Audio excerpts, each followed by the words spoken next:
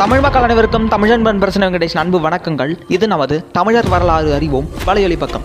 இன்றைக்கி நம்ம பார்க்கக்கூடிய தலைப்பு தொல்காப்பிய தமிழ் சொற்களும் அதன் புதுவிதமான பொருள்களும். உண்மையாக சொல்லப்போனால் அதான் உண்மையான பொருள்கள்.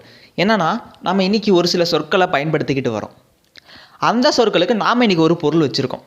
அதுக்குன்னு ஒரு மீனிங், அதுக்குன்னு ஒரு அர்த்தம் நாம் இன்றைக்கி வச்சுருக்கோம். ஆனால் உண்மையிலேயே அந்த சொல்லுக்கான பொருள் என்ன அப்படிங்கிறத நம்ம பார்க்கணும் இல்லையா?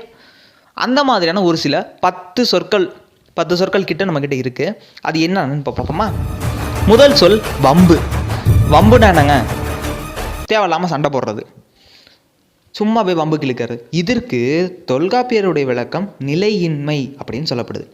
நிலையான ஒரு இடத்துல இல்லாமல் இருக்கிறது, அதுதான் வம்புன்னு சொல்கிறாங்க.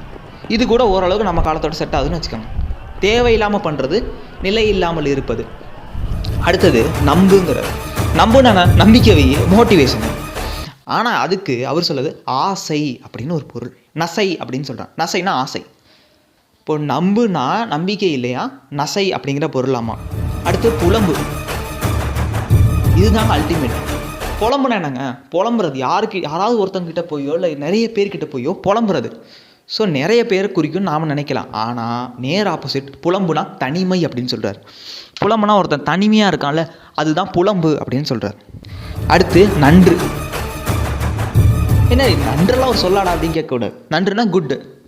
இதுதான் நமக்கு இன்றைக்கி தெரிஞ்ச பொருள். மிக நன்று, நனி நன்று எல்லாம் சொல்லுவாங்க. ஆனால் நன்றுனா பெரியதுன்னு அர்த்தமா.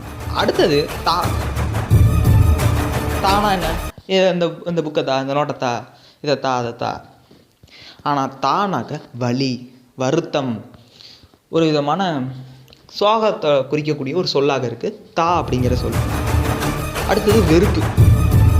வெறுப்புன்னா என்னங்க? ஒருத்தனை மேலே கோபமாக இருக்கிறது, ஒருத்தனை பிடிக்காமல் இருக்குது, வெறுப்பாக அவனை பார்த்தாலே. ஆனால் வெறுப்புனா செறிவுன்னு அர்த்தமா. செறிவுனா ஒரு விழுமியத்தில் அதிகமான அறிவை பற்றி இருப்பது, அல்லது ஆழமான ஒரு டீப் நாலேஜ்னு சொல்லுவாங்களா ஒரு சப்ஜெக்டில், அதான் செறிவு அப்படின்னு சொல்லுவாங்க. அடுத்தது அரி. வால் அப்படின்னா என்னன்னு எல்லாருமே அதான் சொல்லுவாங்க, ஐநா தலைவன். அதனால தான் இதெல்லாம் சொல்லிட்டு தொல்காப்பியர் ஒரு சொல்லாடல் சொல்கிறார். 11 சொற்களாக நம்ம பார்த்துருக்குறோம். இது வெறுமன ஒரு ட்ரெய்லர் தான். ஏகப்பட்ட சொற்கள் தொல்காப்பியத்தை திறந்தீங்கன்னா உங்களுக்கு கிடைக்கும்.